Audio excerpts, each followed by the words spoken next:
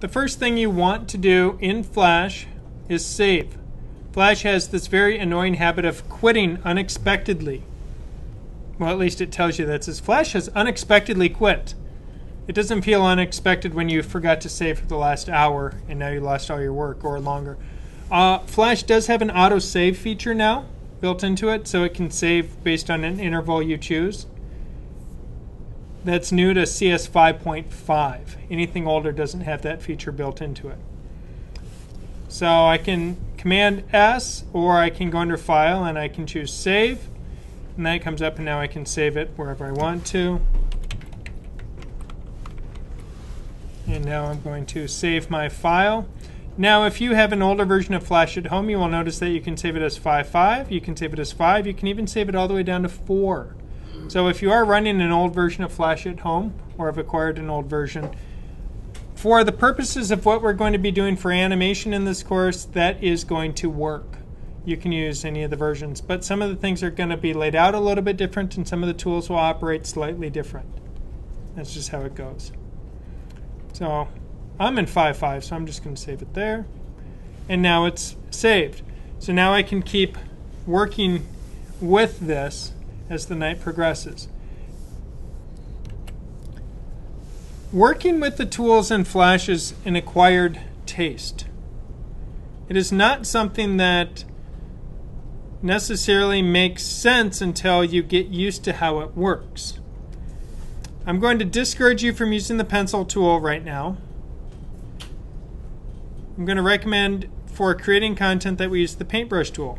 Now, I could say let's draw a circle, and I could use the oval tool, and my circle is going to have a blue stroke around it. It will be filled with green, and if I click and drag, I made an oval. Now, back in the day when I said, hey, we're doing drawings this semester so people get used to drawing, so when I say make a circle and let's animate it, people don't freak out, today is the day I was talking about. So, okay, I made a circle. I used the elliptical tool. It's not a very exciting circle. It looks kind of computery. I'm not really fond of it. But I can select it using the selection tool here. So that highlights it, puts a little hash grid pattern on it. And when it's selected, I can then just hit the delete key. It goes away. Now I'm going to go to my paintbrush tool, and I am going to, if your drawing tablet is set up correctly, you will have an option to say use pressure. So if I do that and choose my biggest brush, pushing as hard as I can, it makes a mark like that.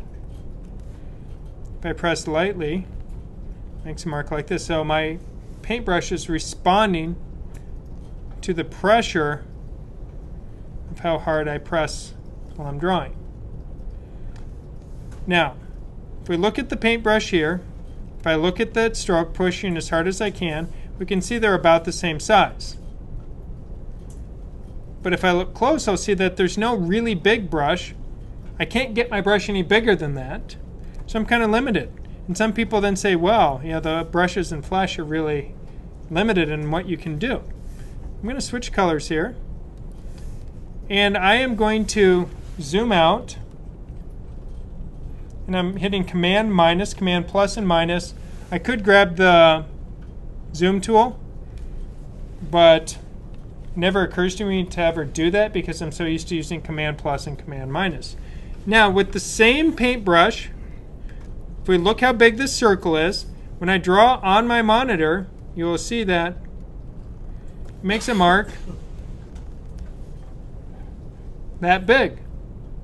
It's the same size mark it made when I was at 100%.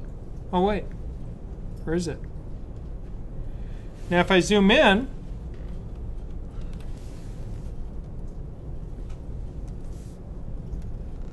same size mark. That mark there is the same size as my brush here.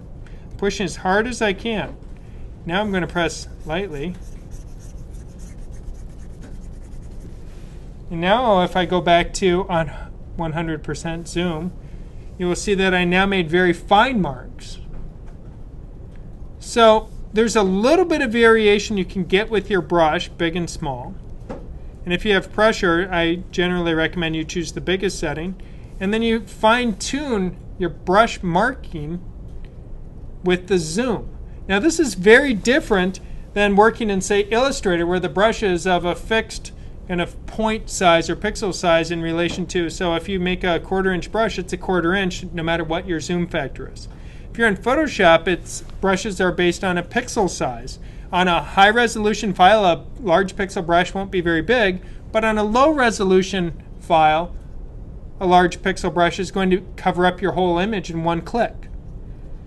So Flash works a little bit different in how it responds with its brushes. And that's not all that it does that's different. I'm going to switch colors once more. So if I make some lines here, so we can see those orange lines. Now if I select these orange lines and delete them, watch what happens. They deleted the content that was under them. I'm going to draw again with the orange brush, but this time I'm going to zoom out.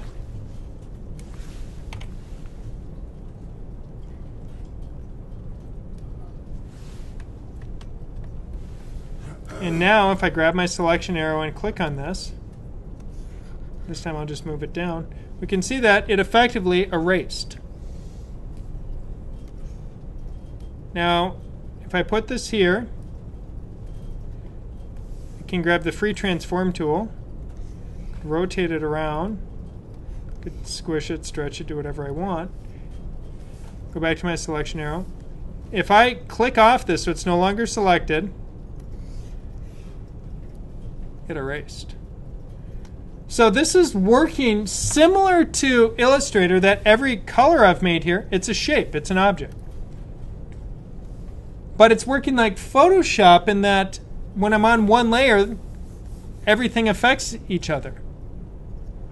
So it gets this weird way of working that takes some getting used to. So if you're a heavy Photoshop user, if you only paint on one layer, this will make sense to you. If you're an Illustrator user, this is probably going to drive you batty until you get used to it. Because in Illustrator, every mark, every shape I make stays completely independent to everything that came before or after, unless I use what is called the pathfinder to put them together. Now, I just okayed that I want Flash to use auto recovery, so it's going to auto save and auto recover in case Flash crashes. That's Adobe recognizing that Flash does crash. Now I'm going back to my paintbrush. I still have the same fill color here. Now if I put these lines, now if I select those lines that I just drew, we can see that they're part of that old orange shape. So two colors, or two shapes of the same color, will in effect automatically become one. They will unify or merge together, much like using Pathfinder Union in Illustrator. So it's definitely something that when you're first getting the hang of it can be a little bit frustrating of, whoa, I didn't mean for that to happen, and that's not what I wanted. The same way now if I go grab my circle, I'll do blue plus red. I'm going to add a new layer. And on this new layer, if I draw this shape, we can see that there's my fill. Click on the outside, there's my stroke. Double click, it selects fill and stroke. But if I just select the fill, it moved it independent of the stroke, and then if I move it off, we'll see that it just cut out that line. But notice it's not affecting the orange on the layer underneath. It's not affecting what's under. It's only affecting what's on this layer. So while you're drawing, it's important that you use layers for individual objects so that you can maintain your sanity and keep track of things. It's important that as you work with things, that you periodically either turn off layers or lock layers so you don't accidentally affect something. So I'm trying to click here and say I can't select the orange because I locked its layer. There's the lock icon here. But now this red ball that I have here, if I put my cursor next to, when it's selected, my cursor is the move tool. It shows the arrow with the little kind of crosshairs next to it for moving. If it's not selected and I put my cursor next to it, it actually is going to give me the option to reshape it. I can now reshape this. I can push and pull it. If you are an Illustrator junkie and you want your precision control where you have handles on it, say you draw something with the pen tool, I'm going to add a new layer. I'm going to draw with the pen tool. Click, click, click. And I'm not demonstrating really good pen tool mechanics, but that's okay.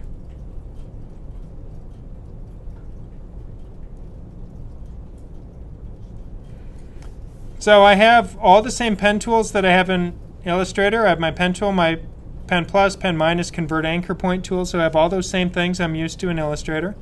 I have my direct selection arrow, or they call it sub-selection here in Flash, the white arrow. And then I can click on points and gain access to the Bezier handles on that point to reshape a line.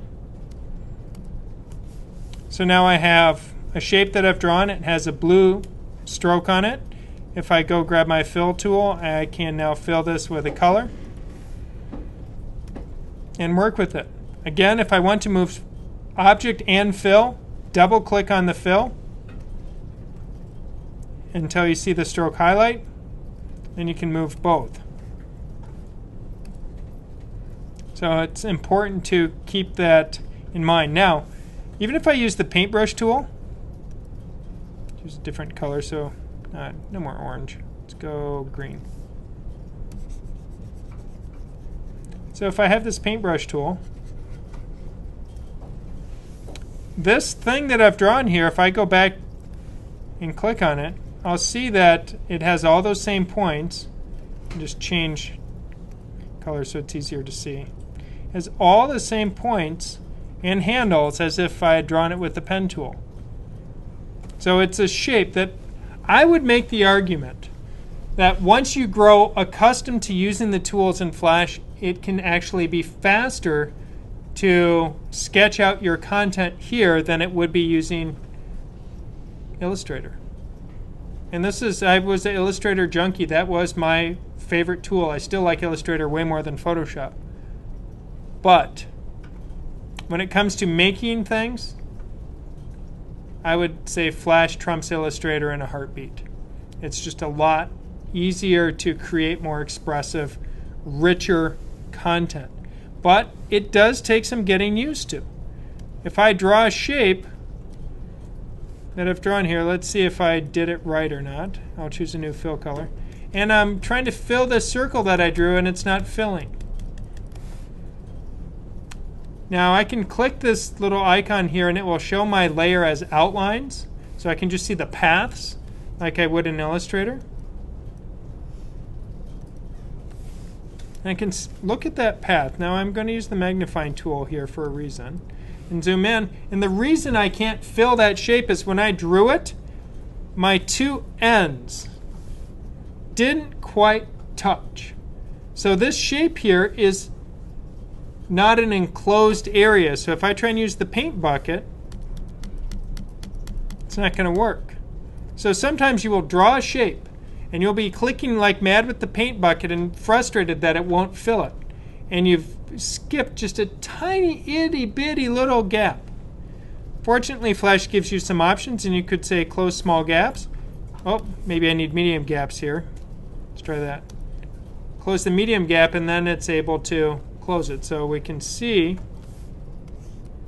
that there was a gap between those two lines, and that's why I didn't want to fill it. So I had to, with the paint bucket, say close medium gaps, and then it was able to close it.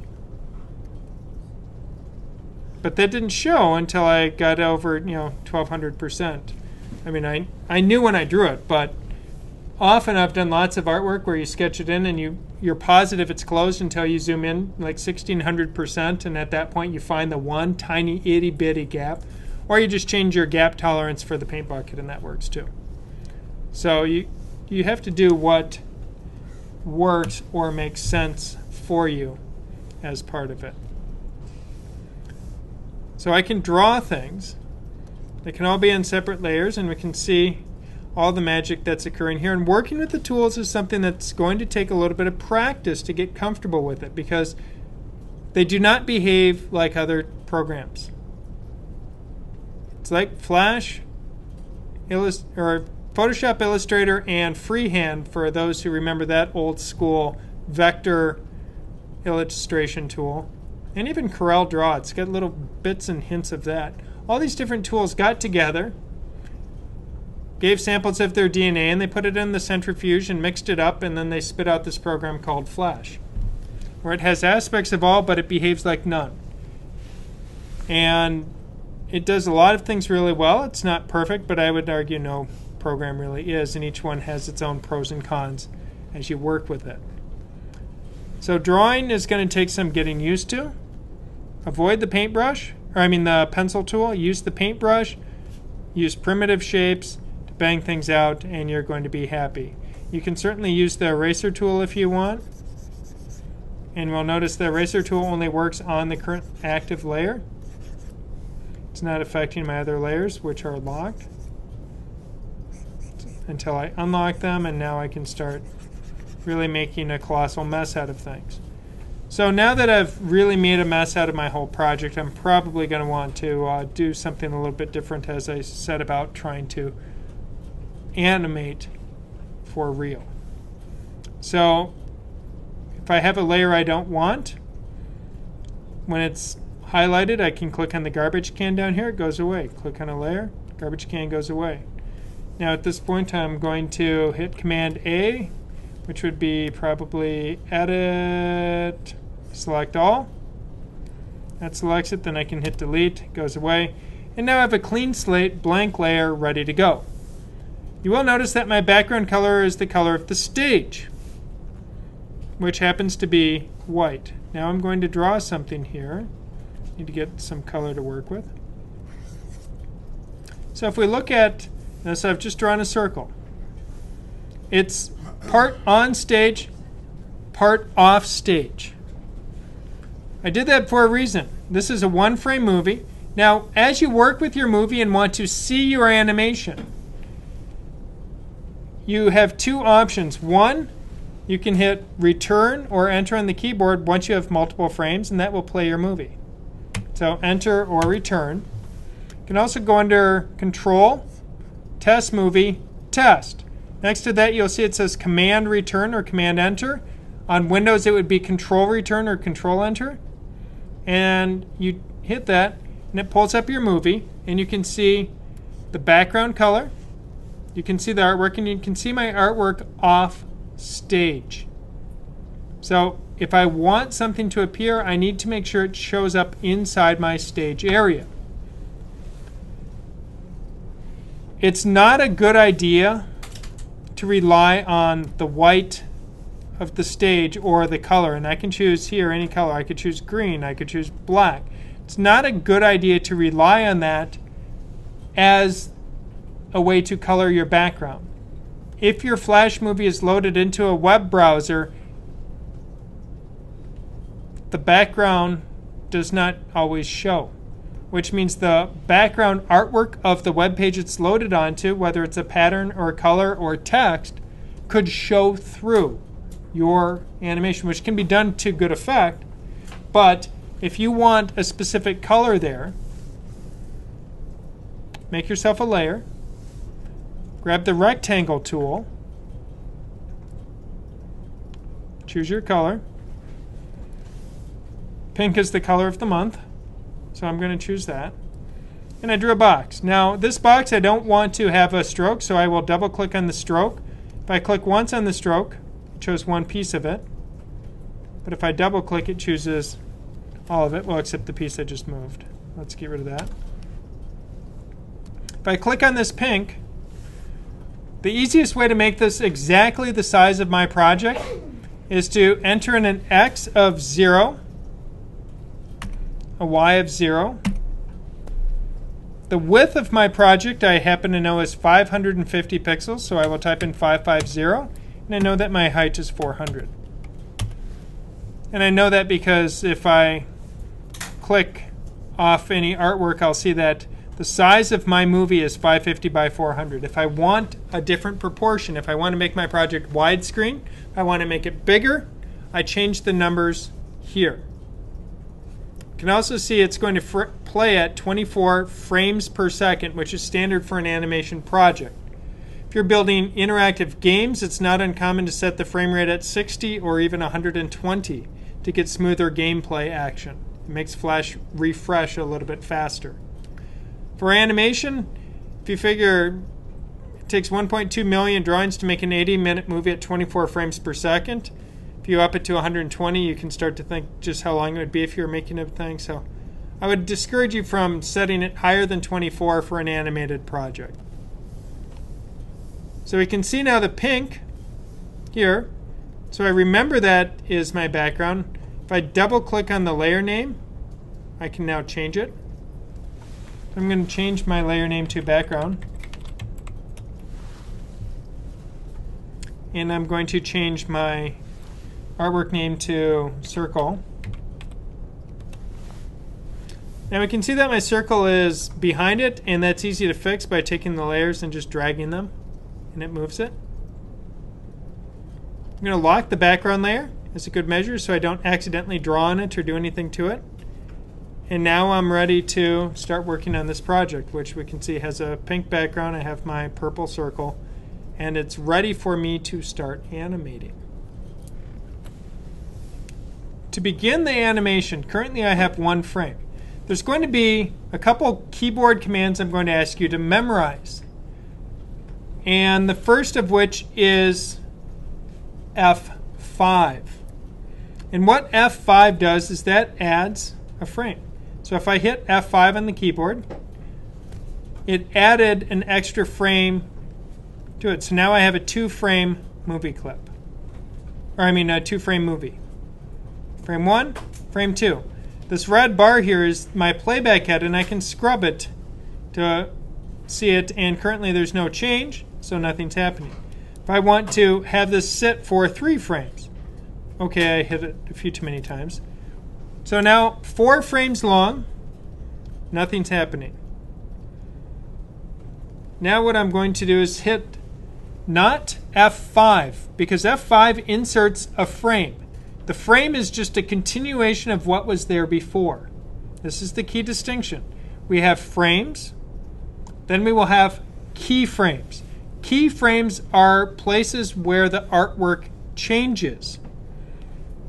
So to do this, I'm going to insert an empty keyframe. We can insert a keyframe, an empty keyframe, or just a frame. These are the 3 things that we're going to work with. So frame is F5, keyframe is F6, blank keyframe is F7. And it used to be, if I went under the Insert pull-down menu and chose Timeline, I would see frame F5, keyframe F6, blank keyframe F7. It only shows you F5 now. I don't know why. But it used to say that.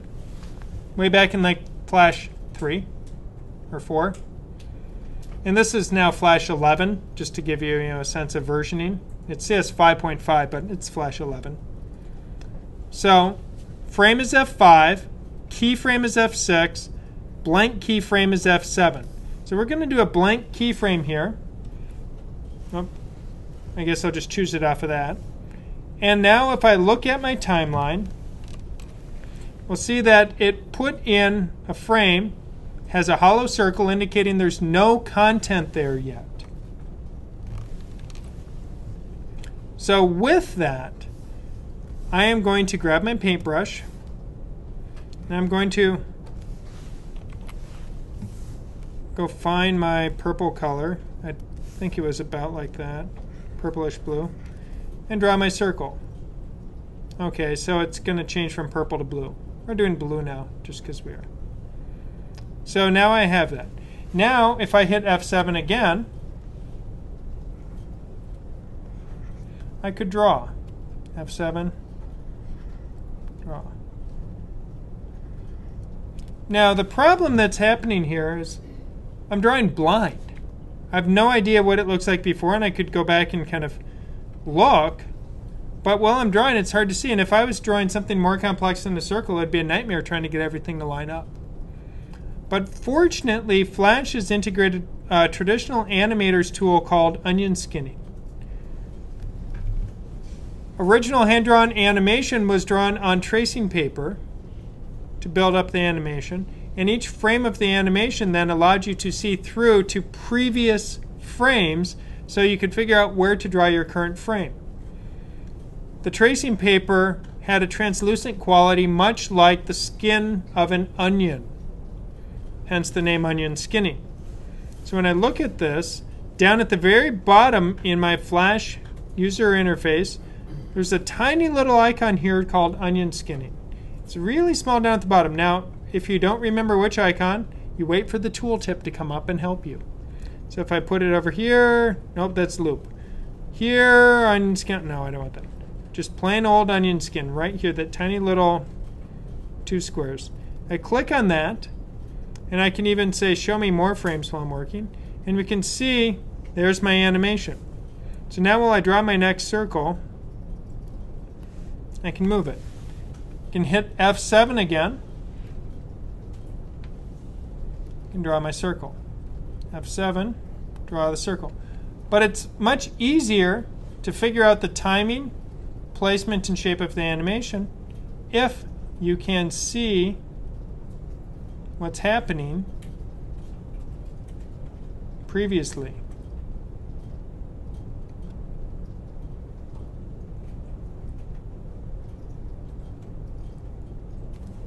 Now if I turn off onion skinning, I can scrub through this timeline, and if I can move my hand at 24 frames per second, so this should be about a half second.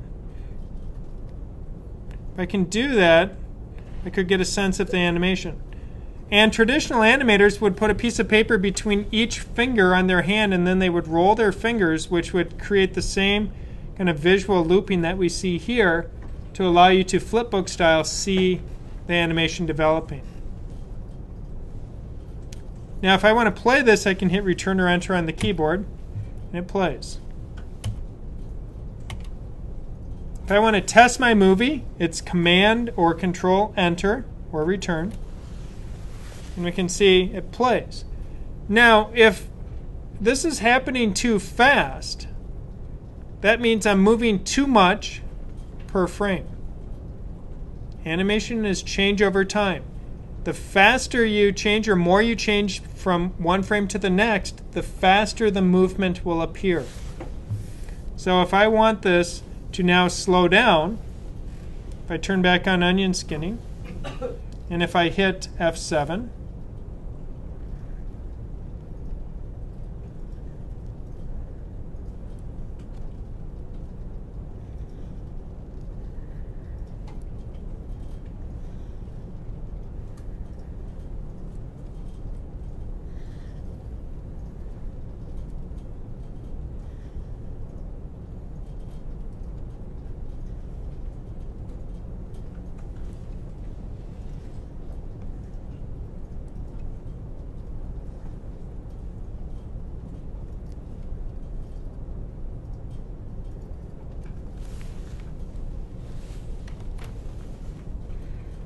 so we can see it starts to move slower. The amount of change over time, about nearly the same number of frames, but I had less change and less distance covered, so now it's inching slower up the wall. But it's just purely animation change over time.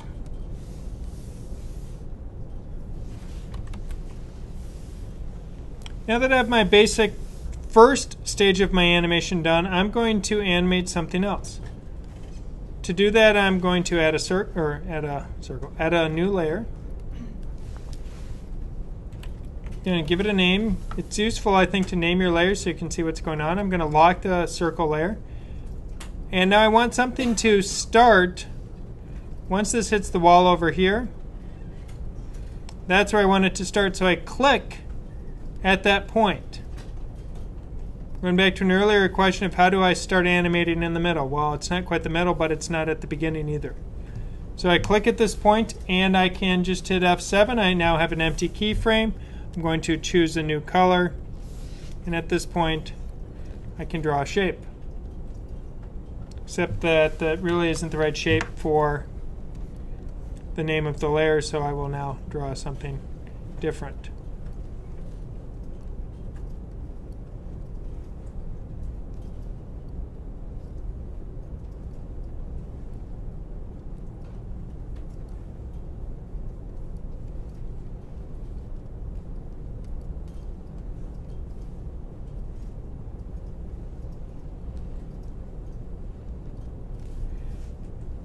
Alright, so now I have this kind of boxy, I don't know, something. Notice it sits here doing nothing. Now, as part of this, if I want to animate that each and every frame, that's going to be a considerable amount of work to redraw that each and every frame. But I could attempt to do it if I decide I want it to move. I'm going to just turn off my blobby thing because it's distracting me. If I turn on onion skinning, if I decide that at the frame after the blob is going to do something else, I can hit F7 again. Now my bottom has disappeared down here. I can see that it's gone. With the pink, I hit F5 to extend that out. So onion skinning's on. I can see my object. So if I want to do something to this and redraw it,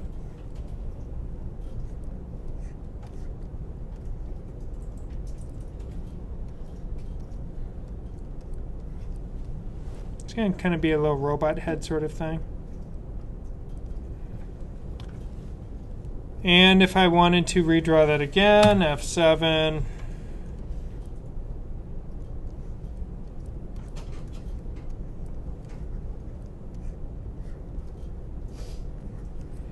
Now, each time I draw it, I'm probably going to get a little bit sloppier or a little bit more efficient, or some of each, as I get used to drawing that character. But we can see, even if I add back in the background, if I turn off onion skinning, it's kind of changing. It's the same way that if I tried to draw something, and I'll just do it on this layer. Again, lock any layers that you're not working with to prevent accidental artwork on those layers. So if I go back to this first frame, draw a circle, we'll turn on onion skinning.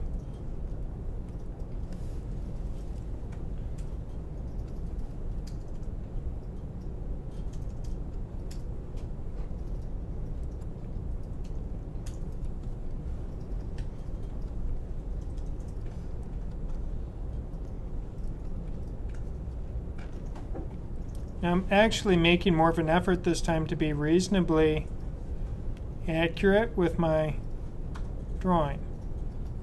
Hope that one wasn't so hot. But if we look at this with onion skinning turned off, we'll see that, see how it has this slight kind of motion to it. And then in the second half it stays put. So if we just watch it, you can see how it's twitchy, steady, twitchy, steady. If your whole animation has that twitchy quality to it, over time it can get a little bit hard to watch. It can start to make you feel like the animator was on speed. It can make you feel like you might have had too many cups of coffee because it's getting you jittery. So it can be a little bit difficult to watch what's happening there. So you have to be cautious if you're going to completely hand draw everything, every frame. Now, what I can do, if I have this here, I'm going to just create an animated loop around that. We can see the change that's happening here. Now, to go through the frames that we have here, to go through these frames, I can scrub it, but I can also use the comma and period key on my keyboard. So period, comma. That's a really useful way to navigate through your movie. So now I'm going to create a line. And then, because I already have a keyframe, I'm going to advance. I'm going to turn on my onion skinning here so I can see.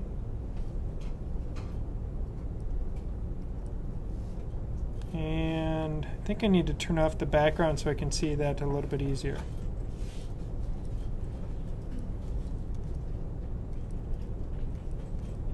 So I'm redrawing lines here. We're going to compare this to a different technique.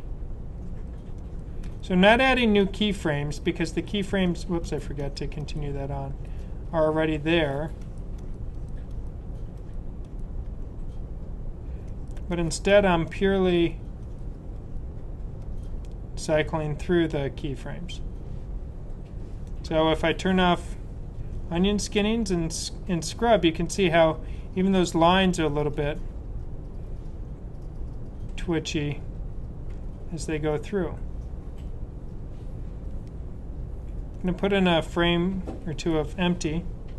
Now at this point, I'm going to insert F6. F6 makes a copy of what's there as a keyframe. Now I can put in my line. Now if I hit F6 again, the previous line stayed. F6, so I don't have to redraw what's not changing.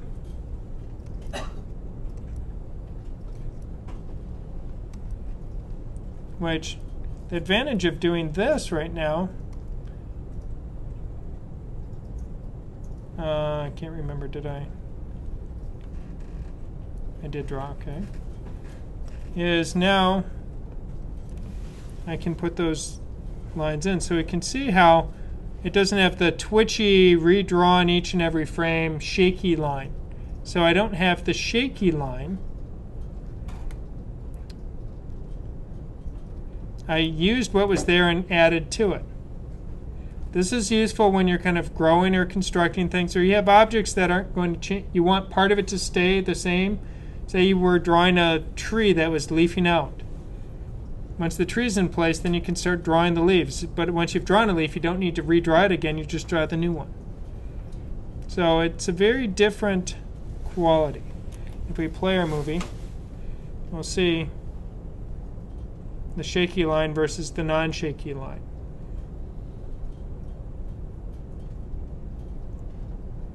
Both have a place, depending on what you're trying to do in your animation.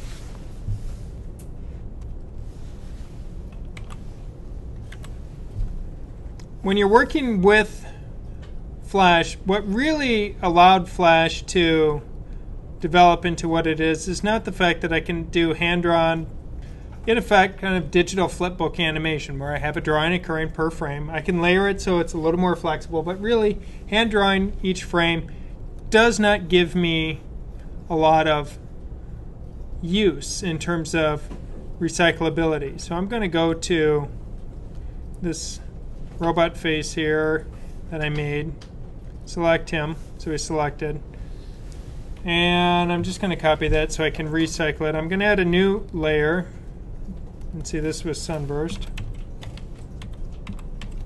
So add a new layer, this will become robot. And I'm going to start robot after all of the chaos. So I'm going to click out an empty frame here. And at this point this layer is empty, so whether I hit F6 or F7, I will get the same result. I get an empty frame. So on this empty frame with my robot, I'm going to paste it in. Okay, there's my robot. Now, what I can do with Flash is I can convert this into a symbol. When something is a symbol, that means it's an asset that I can reuse time and time again. Think in terms of our alphabet. We have 26 letters, A through Z, that we use, that we recombine together in different configurations to make different words. think how fun reading would be if every word in our language was its own character. So, how big does your vocabulary have to be? How many characters do you need if you have a 2,000 word vocabulary with 2,000 characters? That's a lot to remember. We have 26. We just combine them together differently, and then we can make sense out of it. The recycling of the letters provides for efficiency. So I'm going to take this, and the final F key that I'm going to ask you to memorize is F8, which is when an object is selected, it's modify, convert to symbol. And we see here there's F8 after that. So I hit F8, and it comes up, and it gives me this option. Now there are 3 types of symbols. We're just going to go with the default movie clip right now. In the coming weeks, we will talk about the different types of symbols and the pros and cons of each one. There's a graphic symbol and a button symbol, but we're going to go with movie clip.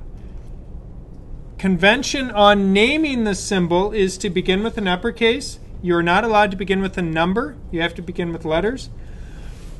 So begin with an uppercase. It's not recommended to put in spaces, because as you start doing more advanced techniques, then you will have to delete the spaces. So I would encourage you to just get out of the habit. And if any of you do web design, you should be used to not using spaces in file names anyway, because that causes problems when you upload files to servers. So if you break yourself of the space habit, and either use underscores or camel case. So if this is my robot guy, I will capitalize the G. So I put 2 words together, and I use differing capitalization to be able to scan and see the 2 different words that are occurring. So robot guy. I hit OK. Now if I look at robot guy and go back to this, now I can't select. Notice his property is movie clip. His property is no longer where there's a fill color or stroke or any of it. He's a movie clip, and now he's going to have some different rights and responsibilities. He's infinitely more powerful. If I want to edit him, I can still do that, even though I turned him to a symbol. And we'll look at that shortly. So now, if I want to animate this, I don't have to redraw it. I can just hit F6, and I can move it. I can hit F6, and I can move it. I can hit F6 and move it. Now if I scrub that, we can see it moved around easily. But it's not very smooth. Not really fond of that. So we're going to leave this robot occurring here, bouncing around. And I'm going to just extend it out. I hit F5 to add some extra frames because I just wanted to extend out. I'm going to add another layer. If I go back and look at my library, I'll see, hey look, there's Robot Guy. He exists as an object in my library. Every symbol that I make will reside in my library. So say I was making a landscape background and I had trees. I could have a bunch of trees in my library. And I could drag them out, or I can drag out a Robot Guy. I can drag out a Robot Guy. I can drag out a Robot Guy. I can drag out a Robot Guy. I can hold down Option and start making copies of Robot Guys. Now here's the cool part about this. I've put all these guys here. It's hard to tell them apart, especially because there's no fill. So I'm going to edit my Robot Guy. If I double click on the object in my library, or double click on one on the stage, it brings me in, and I look up at the top, it says Scene 1, Robot Guy. I'm now editing Robot Guy. Look at my layers, look at my frames. We're entering into the twilight zone of nesting Russian dolls. So if you're familiar with the little wooden Russian dolls where one doll nests inside the next, and you open them all up and you have a little one and they get bigger, bigger, bigger, bigger. That's what's happening here. We can put a timeline inside a timeline inside a timeline inside a timeline infinitely in Flash. Some people have built animations that do that, so you get something moving inside something inside something inside something until your head hurts. So here's my Robot Guy. Now I'm going to go grab my paint bucket. I'm going to choose a different color and click. And now robot guy has been filled. If I go back to scene 1, all of my robot guys are filled because they're all based on that same symbol.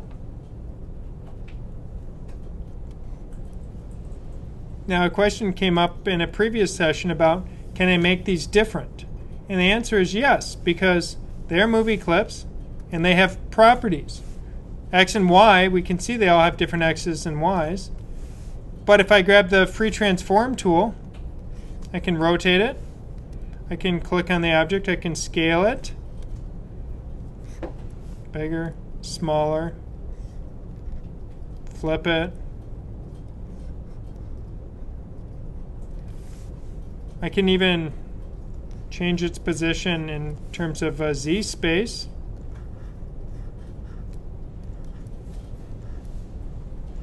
So it's 3D characteristics. I can click on it. I can change its tint. Let's see, we'll make it blue. That one's unhappy, he's blue. This one is going to be green. This one I can modify its alpha so it becomes transparent. I can make this one an alpha less. And all of these are on one layer, but I can take this object, which we can see is obviously behind these others. I'm going to change its position, and I can go up to modify, arrange, and I can bring it to front. So if we think in terms of objects in Illustrator, the moment something's a symbol, it behaves very much like an Illustrator object instead of a drawn object. So we get really interesting things that can occur. But so far, Robot Guy is only 1 frame long. But I think you need some eyes. I think you need some good red eyes.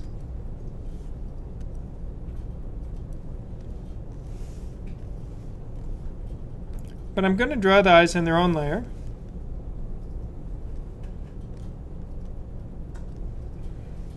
Get 2 dots. Now he has red eyes. And I want him to have kind of crazy eyes. And notice they all got eyes now.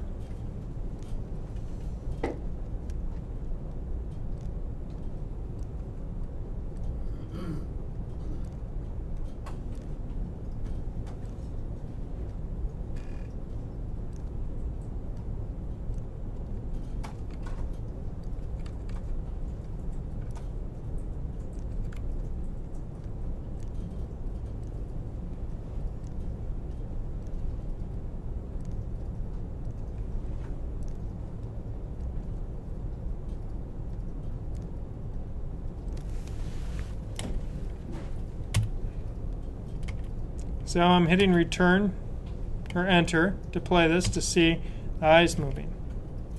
Now after that, I'm going to just extend this out so they move for a while, then stop. Now we need to bring his artwork back.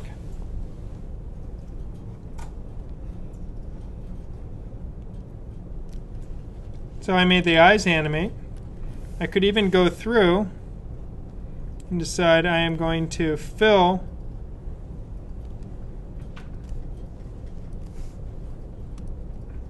the lights with white like that.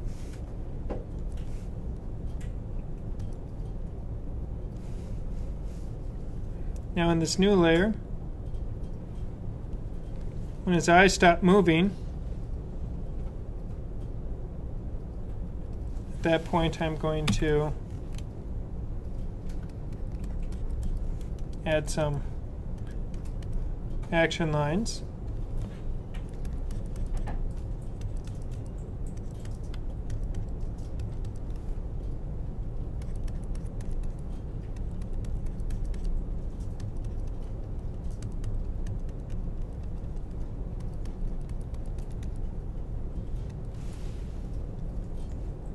eyes, light bulb, and then we'll just have those disappear. I hit F7 to enter an empty frame. So now it disappears, so his eyes, his lights glow. Actually, I think what I should do is, I don't want the lights to have any color in them until they're flickering like that. So that means I need to add a keyframe to layer 1. So they'll turn on right here. One frame before that, I'll just hit F6. And then after they're done moving, F6 again. And now, let's fill those lights with kind of a... Oh. Just remember, Flash has near unlimited undo, so you have quite a bit of option. Now it's all selected. If I hit any of this with the paint bucket, everything filled. So we don't want to do that. Actually, it's kind of fun with the gray with the red eyes, but... Okay. So to recap, so he glows and then goes away. Now, if I go back to here, scene 1, notice, do you see how much he's animating here? We can't see inside that Russian doll, can I?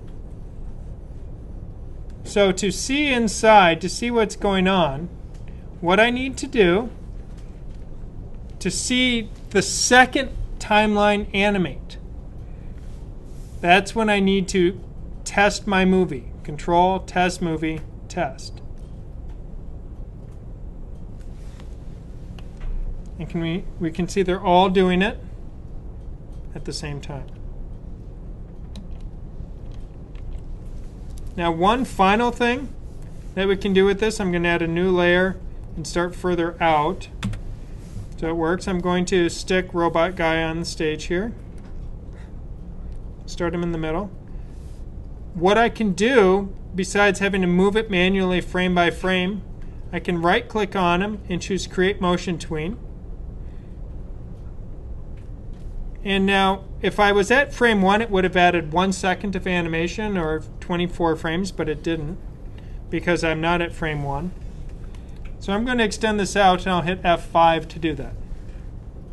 So currently, you'll notice it's blue instead of gray. The blue indicates that this is a motion tween. This is a frame. The blue is a motion tween. Here's the cool part about a motion tween. I move to the end of that. He moves up here. I'm going to go back to the beginning and move him somewhere else so we can see a greater change. Let me change the color on this layer so we can see it a little bit better. And you can see that there's a line here. Whoops, I don't want that. All right. I guess now he's... I wasn't at frame 1 when I moved him. Put it over here. So we can see each dot you see there represents one frame. One frame. If I'm in the middle, I can pull this over.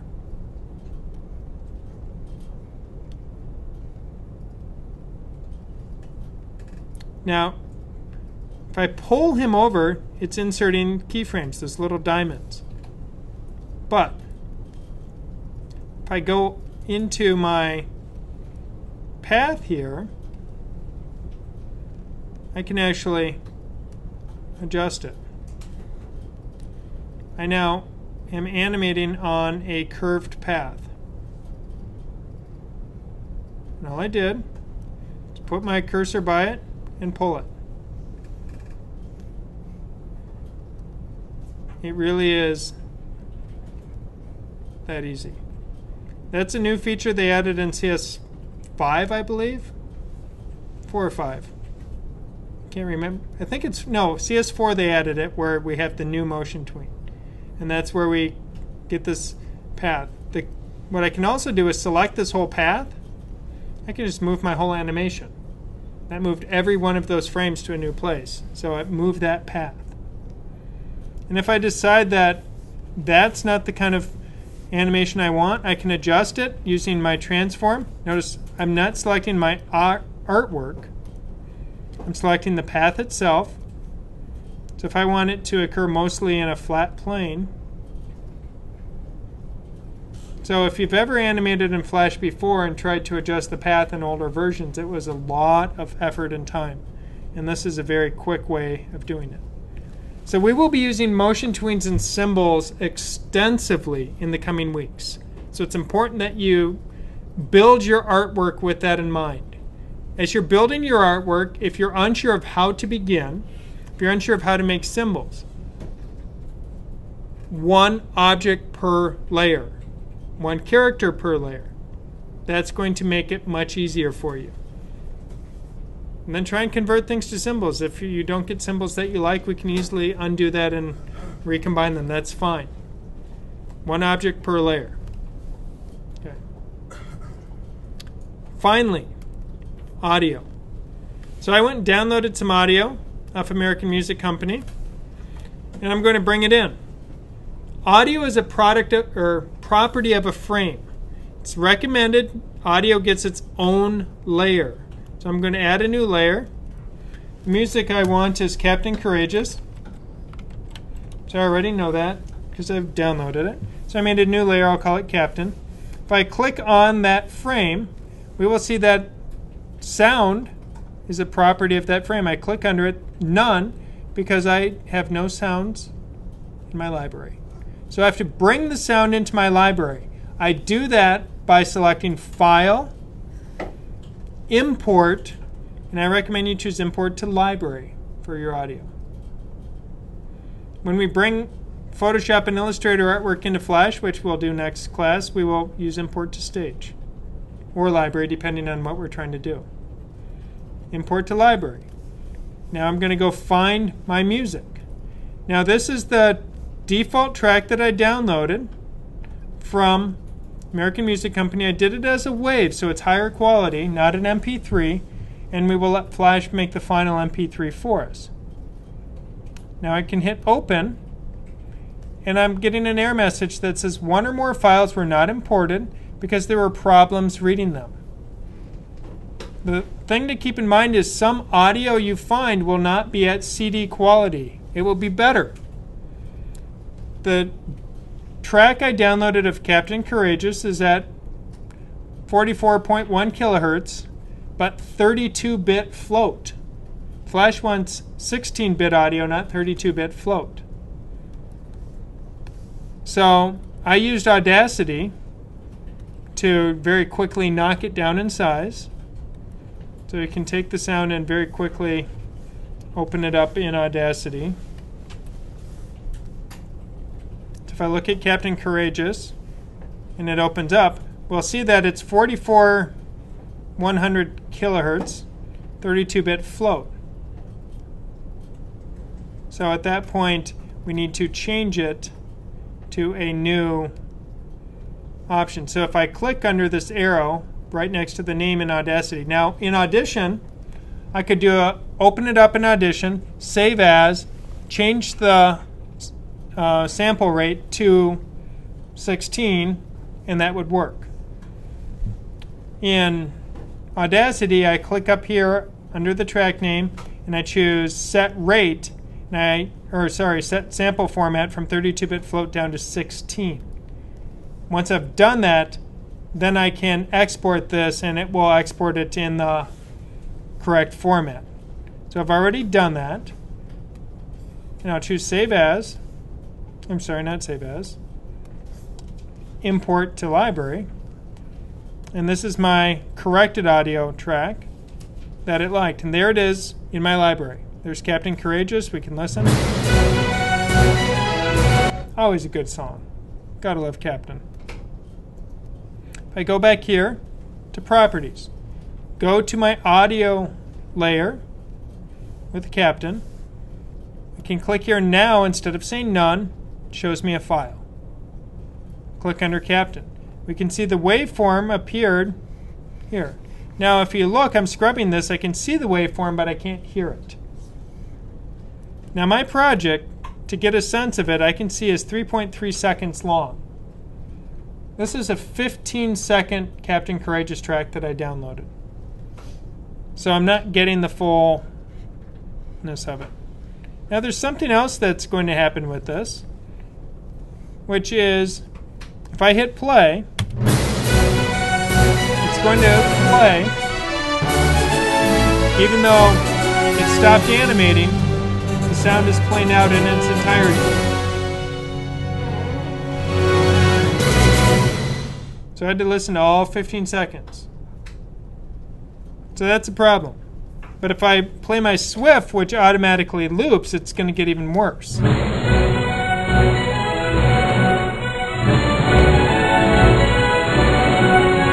I'm up to 3 copies. 4, 5, 6, 7. You can tell 2 things are at work there that need addressing. 1, it sounds like crap. The quality went down. 2, each copy started playing on top of the previous one. That is because Flash has different modes that you can sync your audio to. Currently, it's set to event.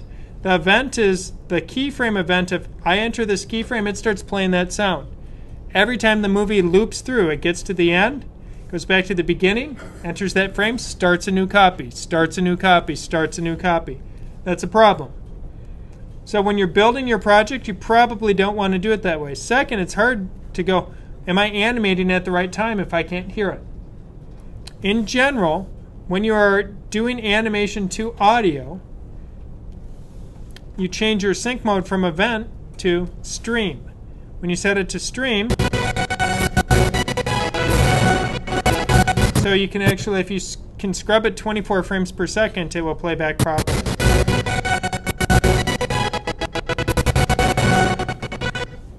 And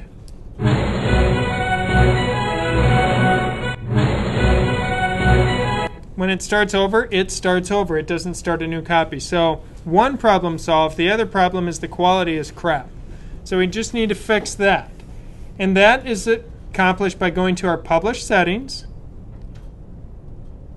And we can see that it's setting up the quality of the audio in our Swift file.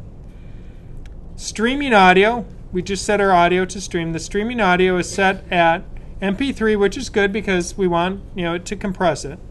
It's also choosing the second to lowest possible quality, which is why it sounds like garbage. We're not concerned about bandwidth issues or download size. I want quality in this project, so I want you to set it at its highest setting.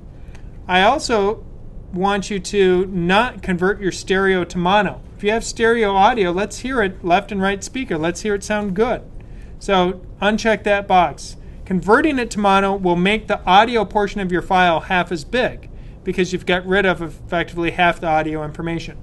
When file size matters, such as annoying web banner ads and things like that, if that's what your job is, then you convert it to mono. When you're trying to make a high quality animation, keep it stereo. Now, with that done, and I can set my event audio, which we'll talk more about event audio in coming classes. Now